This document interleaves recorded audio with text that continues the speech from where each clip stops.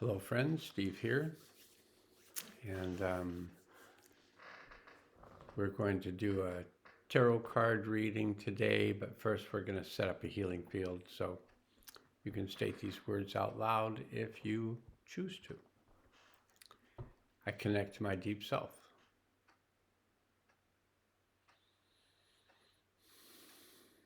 I connect to my higher self. I connect to my highest self. I ground myself to the healing center of the earth.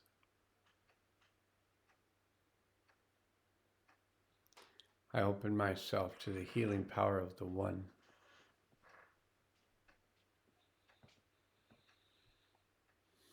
And I choose to let go of anything not useful to me now.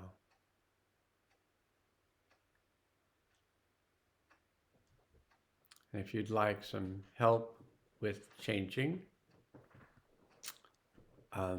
healing, changing, then you can state out loud, I choose to work with the Hathors. Okay, I ask the higher self to take us through the portal of time to the event that would be of the highest good, release and integrate at this time.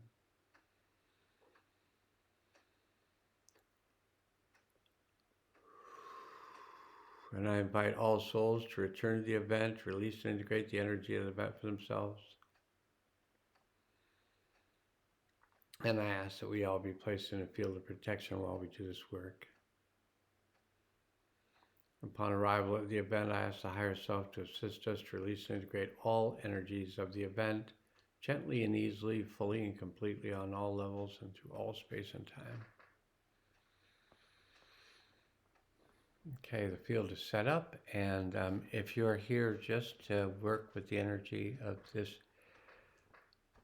healing field, then you can hit the pause button now, and when you feel complete with working with those energetics within yourself, then you can come back and we'll do the completion exercise towards the end of this video. So you can just go there until you see my hands, my eyes close, my hands start moving and doing things like that.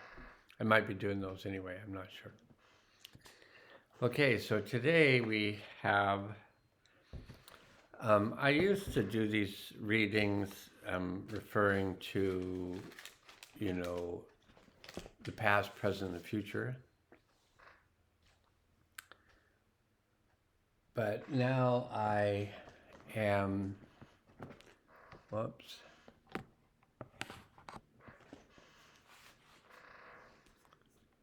I'm just going to check where the sound volume is. Haven't been doing this for a while, so the microphone was off to the side and this volume, I hadn't checked the volume. When I was doing these every day, there was more functional habits as a part of it. So I used to read past, present, future. Now I think about the energies we've been working with, the energies we are working with, and the energies we're moving towards working with. So the card we got for the energies we've been working with is the Princess of Cups. Princess or Page of Cups.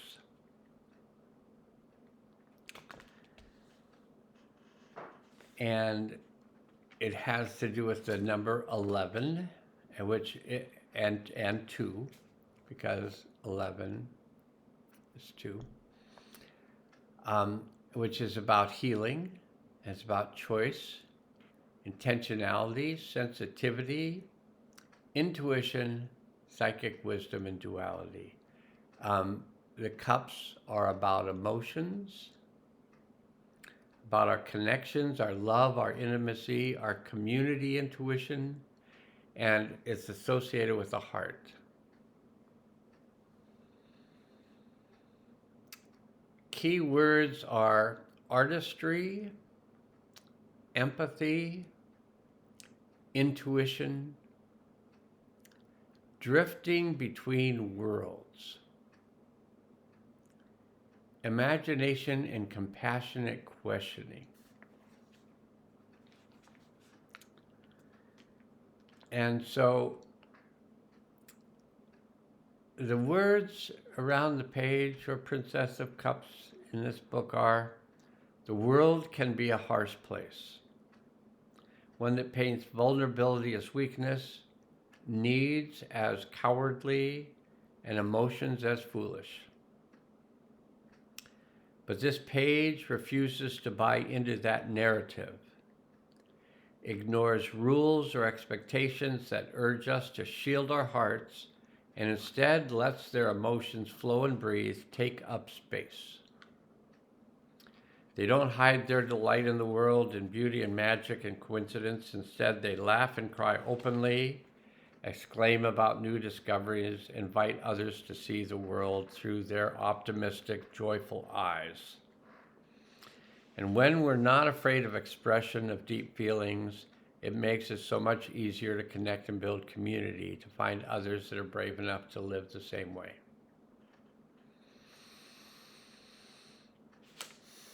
Those are the energies we've been working with.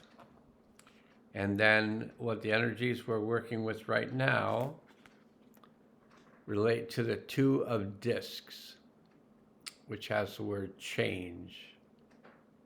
And I think it's called the Ouroboros, that snake whose tail is in its mouth, forming the figure 8, which is the symbol of the yin and yang, that constantly evolving, repeating cycle of change, constantly changing, repeating and changing. Okay, so the Two of Discs. Discs are related to our discs or pentacles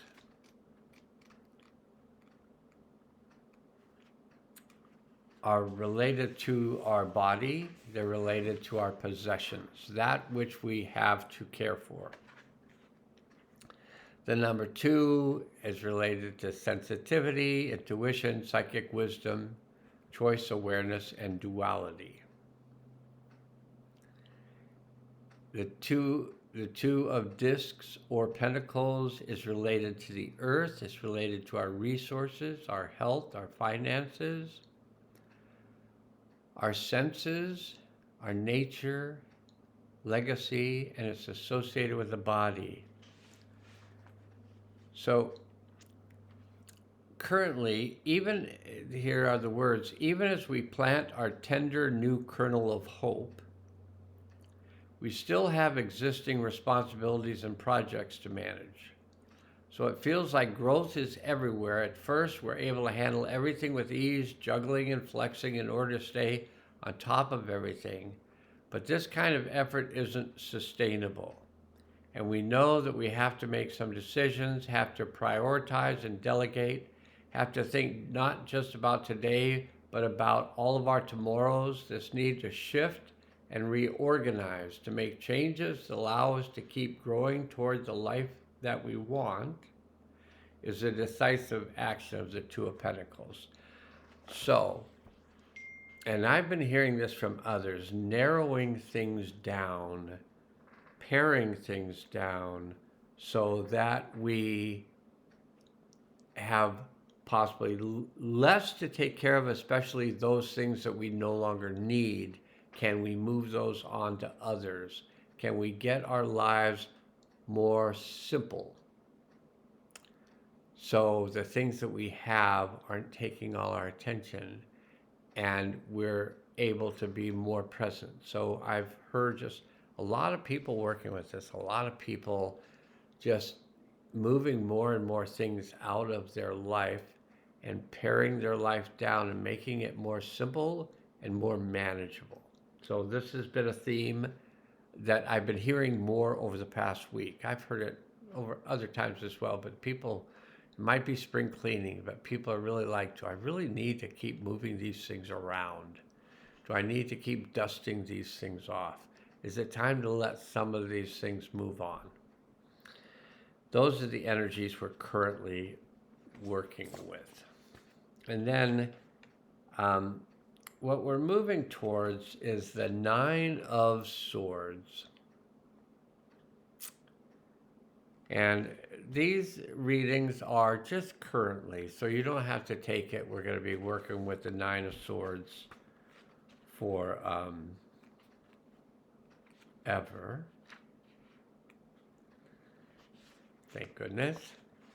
But the Nine of Swords, the number 9 is about observation, personal responsibility, collective growth, expansion, and clarity. So we're moving towards more of a time when we're really paying more attention. We're not hiding our consciousness from the world around us, just saying it'll take care of itself, but we're being more present, more observant, and actually holding a higher consciousness relative to this world that's appearing in front of us.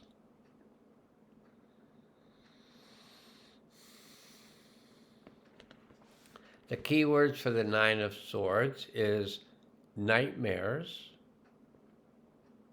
I would say that the intensity of my dreams has seemingly risen a bit. Being paralyzed by fear, a feeling of isolation, a lack of trust, perception of darkness, spiraling, and anxiety. So the Nine of Swords has some intense energy to it, but it's about change. It's about holding on and resisting change while change is happening. So the words in the book are, we've thoroughly isolated ourselves from everything and everyone, and now are plagued by nightmares as our deepest fears and worries overwhelm our minds. It feels like nothing is safe, like there's nowhere we can go and no one we can trust. And we retreat even further into ourselves, and in surrendering entirely to anxiety and terror and feeling our sanity beginning to fray, we are forgotten in the twisting chaos of the Nine of Swords. So it's just a time period. It's just a perception of reality that we're working with, related to our fears, unresolved things from the past coming to the surface. And I've noticed in the dream world a lot more intensity in the dream world. Yes, and has it seemed intense for the last 6 months? Well, yes. Has it seemed intense for the last 7 years? Well, yeah. But it does seem like it keeps clearing. Matter of fact, it seems like more is clearing right now than has, and it seemed like a lot was clearing over the last 6 months, but it seems like more is clearing now. And it's just not me. I know it's not just me, because those around me are talking about how much stuff they're processing in the dream world. The other words in the book, there are moments when we can feel ourselves breaking apart, when our thoughts keep spiraling, when we can't separate fear from truth, when wretchedness is eroding the edges of our most rational self. The Nine of Swords has a hold of us. This is desperation warring with defeat. Aren't those lovely words? Desperation warring with defeat. Who's going to come out on top of that battle? Drowning in hopelessness. This is just what the universe, these are the cards the universe picked for today. You can blame me because I actually pulled the cards and I'm actually reading them. But I asked the universe to pick the cards that would help us work with the energies we might be experiencing. And these are the cards we got. You got to play the cards you're dealt, or shift it immediately and go into another reality. Just step into another timeline and say, I don't like this one, I'm going to go to this one. Oh, this is much nicer. It's possible to do this. But while we're here, possibly drowning in hopelessness, feeling lost within our own darkness. We're convinced of our own failure, cannot hear advice or insights, and are deeply, wildly isolated in our terror. Even if the path to freedom is right in front of us, we have abandoned all concept of movement or deliverance. Instead, we believe that there's no possible way forward and cannot conceive of living in any other state.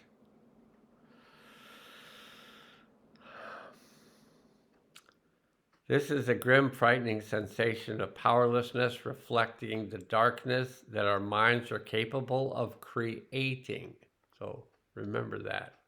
Our minds are capable of creating. It's a miserable place to be and can speak to trauma, PTSD, anxiety, depression, and the kind of paralysis that accompanies our most primal fears, our most deep-seated terrors.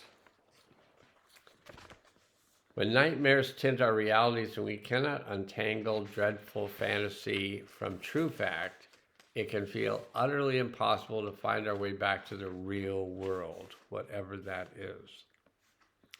Yet in making space for this intensity of emotion and confusion within the tarot, we honor this experience, recognize its validity as well as its challenges. There are times when seeing ourselves reflected in the cards is incredibly comforting, and when this card emerges, it can serve as acknowledgement and make us feel seen. Letting fear take over is another means of giving up. It gives us an excuse to stay trapped, to surrender responsibility, to sink into our sorrow instead of looking for a way out. Nines can be solitary, but in removing ourselves completely from reality, we remain stuck, haunted, longing for change, but doing nothing to create it. I got a little bit of tension in my shoulders from creating change yesterday with a lot of wood, chopping wood up into burnable size pieces that I hope I can give away to my neighbors for their wood stoves.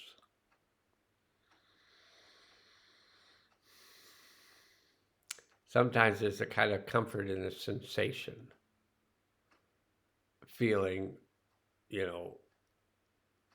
stuck, and then I can't do anything to change it, so I may as well just feel stuck.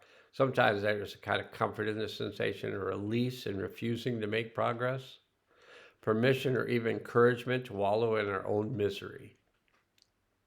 I'm putting my hand up because I know these cards are meant for me. If they do you some good, I'm glad to hear that. But wallowing in my own misery is a pattern of my past that I'm open to have ended, hoping to allow to end now.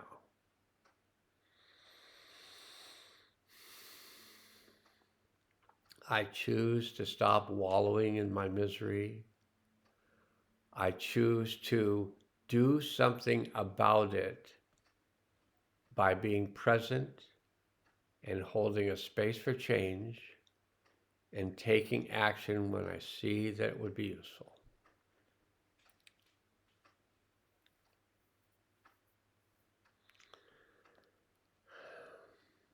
Sometimes there's a kind of comfort in this sensation, a release in refusing to make progress, permission or even encouragement to wallow in our own misery. Yet the longer we stay in this Nine of Swords place, the harder it can be to get out.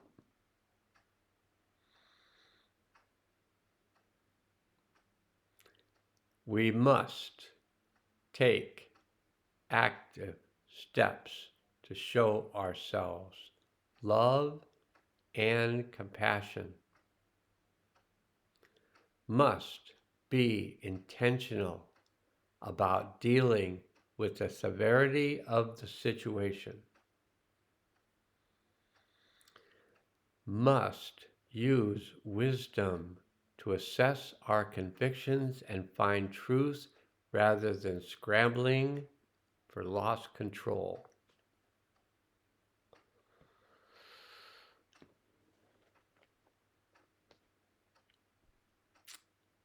In readings, so when Meg Jones-Wall does readings for people, she says that this card indicates a real need to ask for help from those we trust, friends, chosen family, and medical professionals. Nines are often about service, but with the Nine of Swords, we need to let others help us. These people can help us remember how to access our power, reminding us of our strength, our brilliance, our magic. And by reconnecting with the loving community that knows and cherishes us, we can find our way back to ourselves, can begin to recover and even heal from all that we have endured.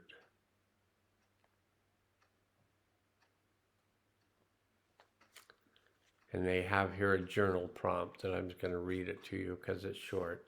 How have you isolated yourself?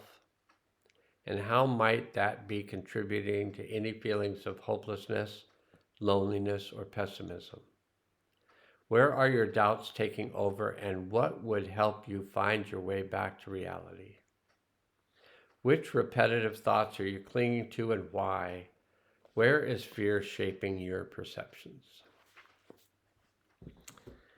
So I'm grateful to the universe for those cards. And I'm grateful for you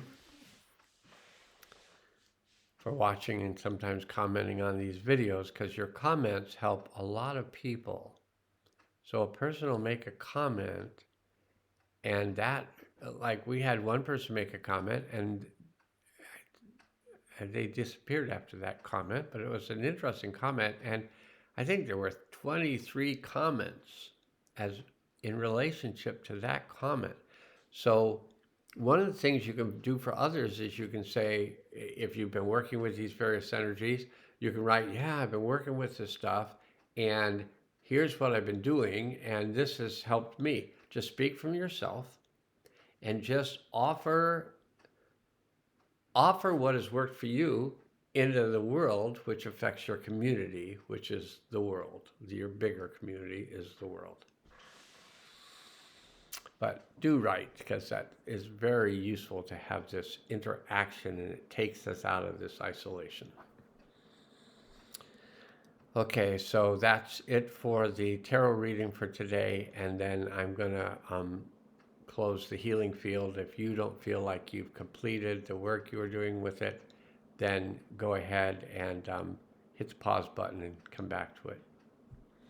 But if you're ready for the final part of the healing field, then we'll do it right now. So I ask the higher self and our soul group to assist all the souls that return to the event to combine with that part of their soul that had remained at the event, and bring that combined soul back into the body in present time with all of its wisdom, power, clarity, compassion, curiosity, and kindness.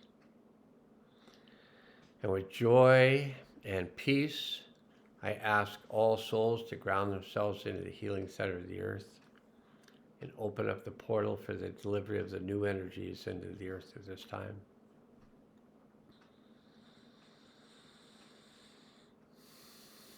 And I ask that those new energies be brought in now.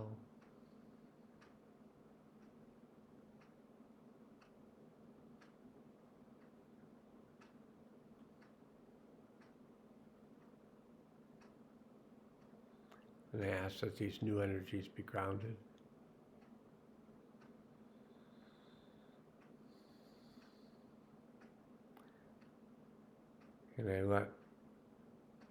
And I ask that these new energies be activated. And I let the universe and beyond know that this has been done and that it's good.